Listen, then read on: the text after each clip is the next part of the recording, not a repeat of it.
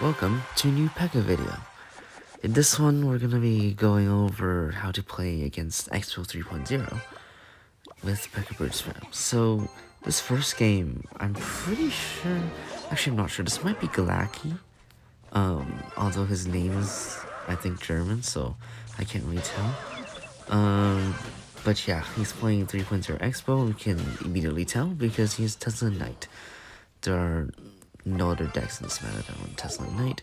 And the thing about 3.0 XBOW is that, well, we just want to get chip damage whenever we can, because it's going to be really hard to actually break through.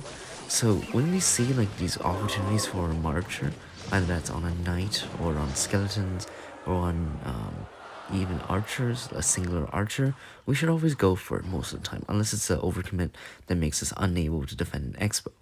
So, as you can see there, what we do is just go Marcher on the Knight. And yeah, because it's really difficult to defend an XBOW when you're down Elixir, with my deck, with our deck, Pekka, we are very passive and we wait for them to play, or we just play cards in the back. And what I'm trying to do is cycle batter him so he can't place a Tesla high. I want him to waste his Tesla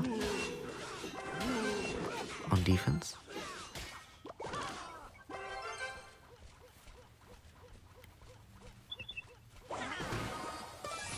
And in my opinion, it's fine to give them fireball value on the Marcher, because as long as they don't build up an elixir lead, because their cards are much easier to get good trades with, and meaning that they can go for an offensive expo, it's better for us to not be down elixir than to give them an elixir lead while taking less damage. So we can give them free fireball just to bait it out because it's for elixir.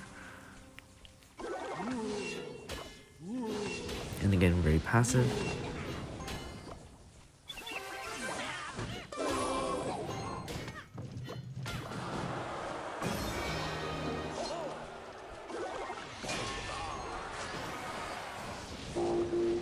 To be fair, that's not a good Pekka because he can fireball both. But here, I know he has both evolutions, and yeah, I have to be ready for Evil Archers. And we're just trying to push just enough so that we kill his stuff, but not too much so that we overcommit. So I want his Tesla to either die or be distracted for a while. And, well, it doesn't die, so that's a bit unfortunate. But the whole point of our pushes is not to really get damage, but just to mess up a cycle. I'm gonna defend his XBOW. Yeah. Because in the end, our pushes really aren't that good, because he can always cycle back to 2 pairs of archers, and if he really needed to, he can probably defend for the rest of the game really easily for very little damage. So that's why we need to, like, just be careful, and when it's possible to go for these Marcher sleeps and try to hope that he messes up and gets some damage elsewhere.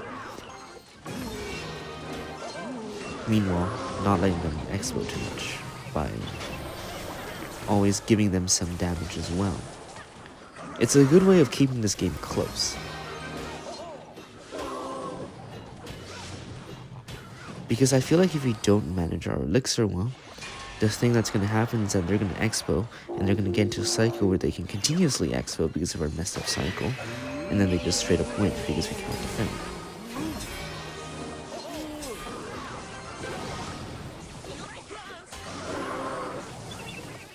And we get a nav push here. So this is the occasional damage that we're going to get.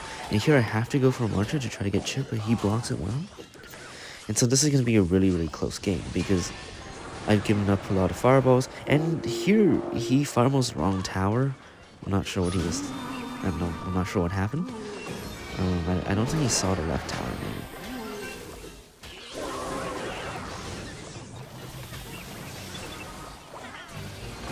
But yeah, I'm just trying to pressure him to try to get his fireballs to be on my troops rather than on my tower. And, well, his defense here is actually pretty good. But again, he messes up here. He should fireball. Because that Batarang is dead. He should just fireball my tower, but he thinks he has enough time and he doesn't. And we win by 7 HP. So like even doing all the things I said, it's still a very difficult matchup as you can see, because it's just hard to get damage, and because we have to give up fireballs on our tower to give him damage to keep the game close, we're always usually at a bit of a disadvantage. And this is the second game against Smock. He's also a pretty good Expo player.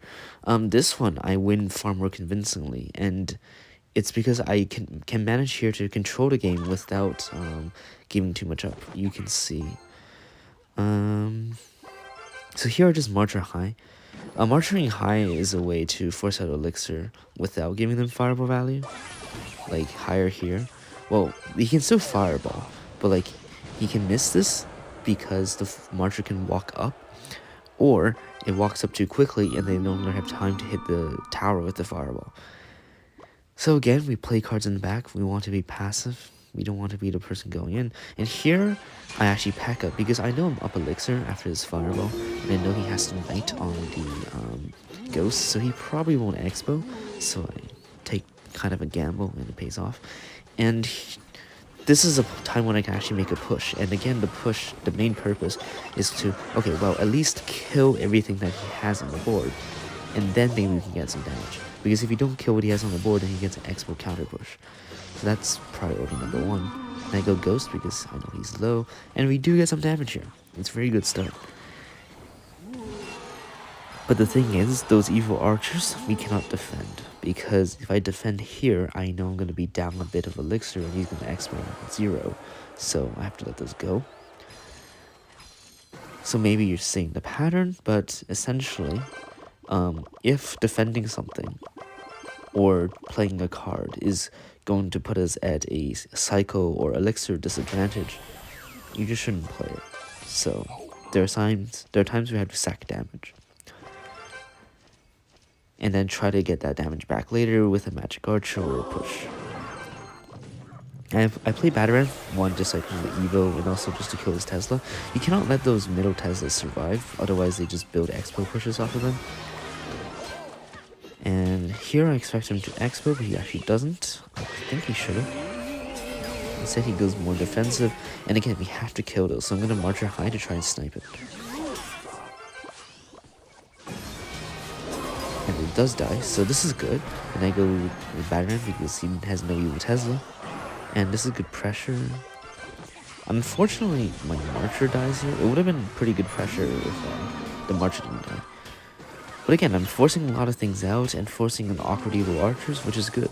That's the whole point of what I'm doing. I'm trying to make it awkward so that he can't Expo for as long as possible. And I go Marcher High again, because it prevents him from Expoing. And despite our push dying, his Tesla's also going to die, so it's good for us. Ghost. Fireball.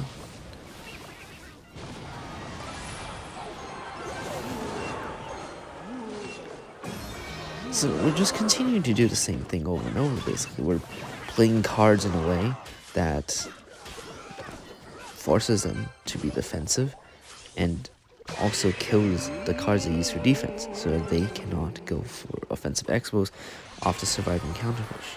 And here again we can pack up because we are up Elixir and have an evil ghost on the board that they have to go Knight for, so they can't really block for the expo, so they obviously won't play the expo.